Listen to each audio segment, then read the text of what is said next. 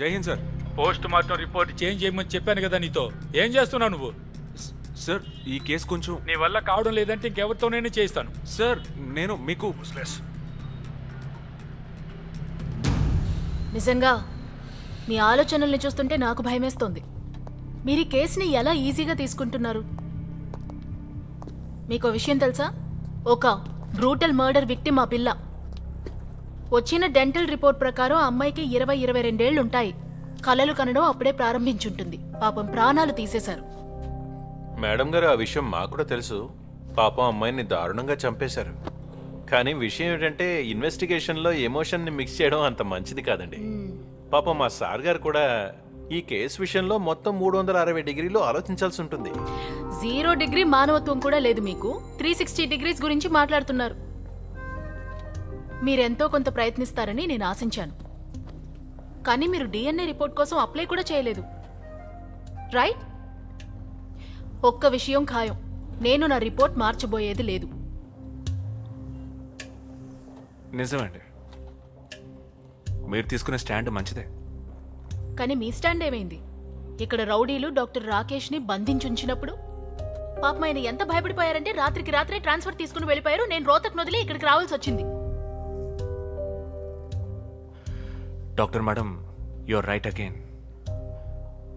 Sorry, I can't change whatever happened, so please accept my sincere apologies. But I would like to assure you that whatever the pressure, I will do my best to investigate this case.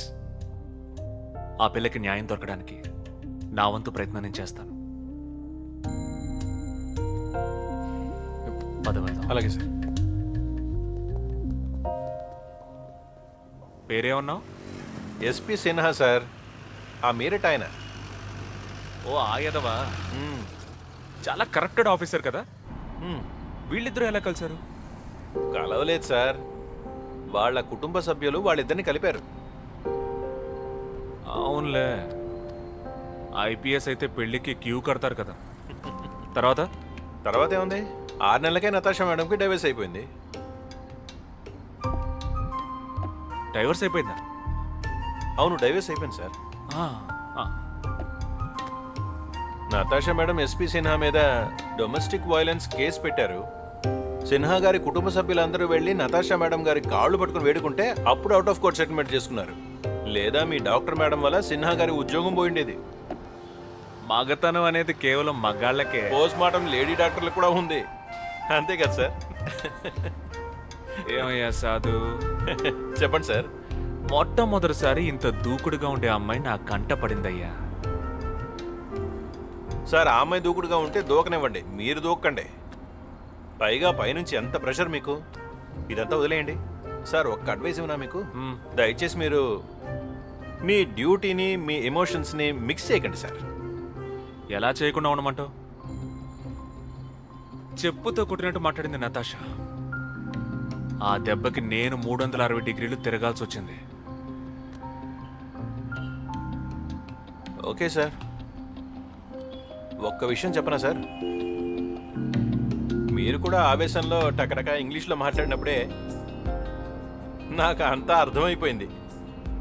ఆవిడతో ఎక్కువ మాట్లాడడం మంచిది కాదని. ఆవిడికి దూరంగా ఉండండి sir. నాకెందుకో తేడా కొడుతోంది. లోపల ఎందుకో అలా అనిపిస్తోంది సార్. ముందుకెళ్ళి రైట్. అలాగే సార్.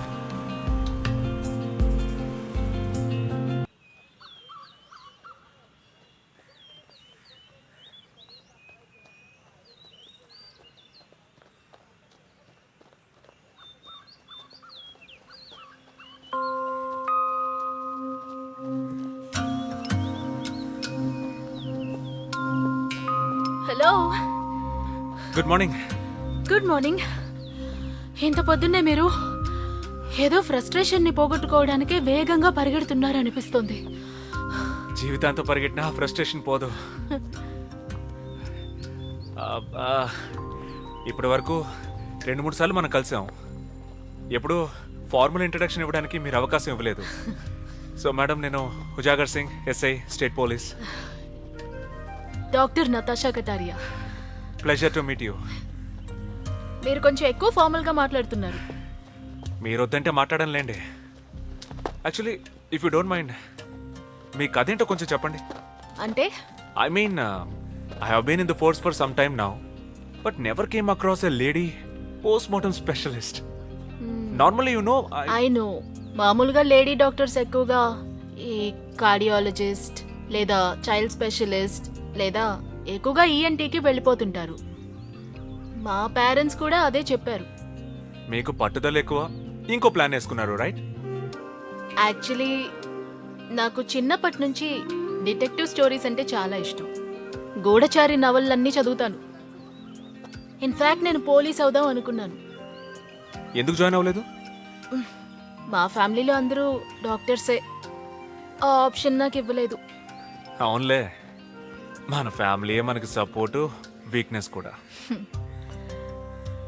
అందుకనే ఫారెన్సిక్స్ వైపు వెళ్దాం అనుకున్నాను. ఎందుకంటే నేను అట్లీస్ట్ డిటెక్టివ్ అవ్వలేకపోయినా డిటెక్టివ్లు కేసు సాల్వ్ చేయడానికి హెల్ప్ అయినా చేయగలుగుతాను కదా. ఆహా, అదనమాట విషయం. అందుకే అనమాట మీరు మాకు డీటెయిల్గా ఇన్ఫర్మేషన్ ఇస్తున్నారు. I want to know everything. అది ఎప్పుడు జరిగింది, ఎలా జరిగింది, ఎవరు చేశారు. Just like SMP novels. SMP? You don't know SMP? అరే సూరజ్ మోహన్ ప్రసాద్. నార్త్లో ఉన్న వాళ్ళందరూ ఆయన క్రైమ్ నావెల్సే చదువుతారు. చదువుతారేమో తెలియదు కానీ నాకు ఎస్ఎంపికి తెలిసిన ఒకే ఒక అర్థం సాలిడ్ మెంటల్ ప్రెషర్. నిజం చెప్పాలంటే నా జీవితం మొత్తం ఎస్ఎంపి అయిపోయింది. Come on. ఒక స్టేట్ పోలీస్ ఆఫీసర్ చూడ్డానికి మాత్రం చాలా నాటుగా ఉంటారు, కానీ ఇంగ్లీష్ బాగా మాట్లాడుతున్నారు. పైగా సారీ కూడా చెప్తున్నారు. That's a first for me. ఉన్న చోటుకు తగ్గట్టు మనం ప్రవర్తించాలి. ఇక్కడ ఇలాగే మాట్లాడాలి.